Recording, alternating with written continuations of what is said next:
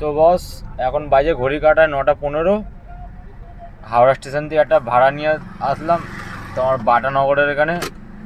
ওই তোমার 22 কিলোমিটার মতন, 23 কিলোমিটার মতন রাস্তা।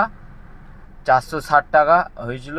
ঠিক আছে, ইনড্রাইভে ধরেছিলাম, মানে ইনড্রাইভে দেখাচ্ছিল তোমার 386 টাকা, আর 420 টাকা, 450 টাকা না কত টাকা দেখাচ্ছিলো। আমি 460 টাকা মারলাম, ধরে 458 টাকা হয়েছিল, ধরেছে। এবারে পার্টিকে নিয়ে আসলাম, দেখো এখন নদীর পাড়ে। দেখো এই বাটানগরে এখানে আছি। দেখো, তো পার্টিকে এখানে এখানে একটা হেভি কাজ হয়েছে। পার্টি আমাকে 600 টাকা পেমেন্ট করলো। তো পার্টিকে পিক আপ করেছিলাম তোমার শোভাবাজারের ওখান থেকে।